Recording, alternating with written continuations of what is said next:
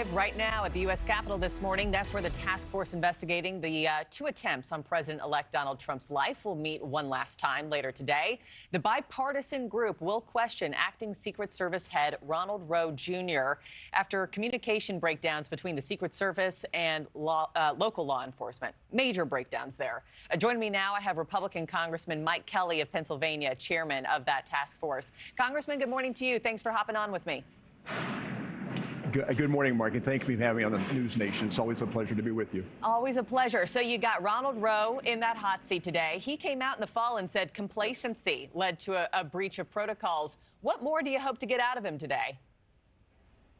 But, you know, I don't know that we're going to get much more out of him than what he's already said. He's now the acting director. He was not in charge that day. I will tell you this, from the very beginning, when the site selection, which I thought was the wrong place to be that day, to the turning it over then to the Secret Service. From that point on, it's the feds that take over. It's not local law enforcement. It's actually the feds.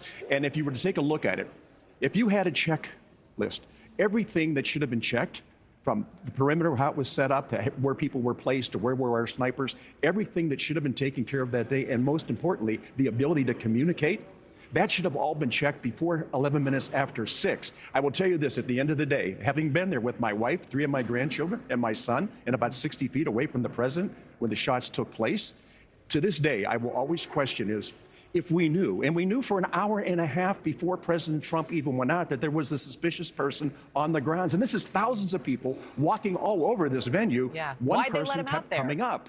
My question, that is exactly right. You and I are thinking the same way. If you're not sure it's secure, then don't let them go out into, you know what, sir, we've already cleared the grounds. It's safe for you to go out. I don't care what testimony you hear. I don't care how deep we go on this about who didn't do what.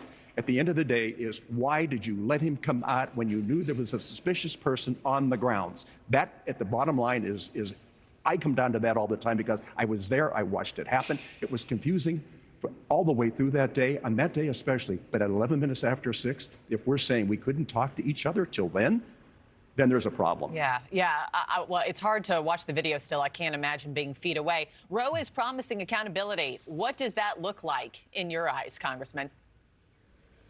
Well, I think it hits on so many different things. You know, at one time, the Secret Service was part of the Treasury. When we developed Homeland Security, then Secret Service was pushed over into that venue. I really believe that the Secret Service, they're supposed to be the elite of the elite.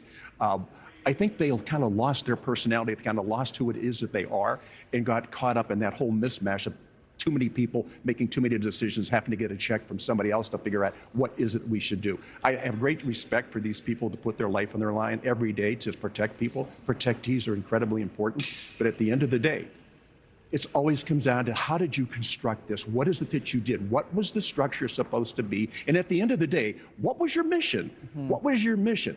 It is to protect protectees. That's what it comes down to. Assets that were incredibly available but not used that day. I keep coming back to this, and I'm going to repeat this every time somebody asks me. They knew it wasn't a safe site. It wasn't a secure site. Honestly, why didn't you just say, keep Mr. Trump in till we've secured it? Anything other than that is just a deflection from where the real fault lies, and that is the inability to say, keep him safe, keep him off the grounds until we secure it. If it wasn't secure, they shouldn't have put him out there. Had the rally in the first place. Before I let you go, Trump will be back in the White House in about a month and a half or so. Do you have faith that the Secret Service has the ability to protect him in his new administration? You know, Mark, I think it's important for the American people to know, when we talk about protectees, it's not just one protectee. There's a vast array of what it is that we try to cover and what we try to secure and who we try to protect. I have every confidence that right now there's nothing like an exposure to where we failed for people to go back and say, you know what, we screwed it up. We did the wrong thing. We weren't ready. We weren't available. We weren't at our peak, and we have to be at our peak every time. We don't have an opportunity to take a day off or to not fulfill whatever mission we have. I believe that the people who serve in the Secret Service have their hearts in it. They're willing to put their lives at risk in order to protect our protectees. I think the American people, though, at the end of the day, and Representative Crow and I feel the same way about this, at the end of the day, our whole purpose was to restore the faith and trust and the confidence that American people must have in this agency. We failed that day. We can't allow that to happen again. It's the best of our abilities.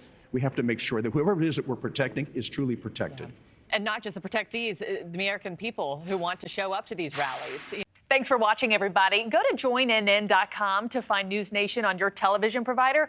Also, don't forget to click that red subscribe button below to get more of NewsNation's fact-driven, unbiased coverage.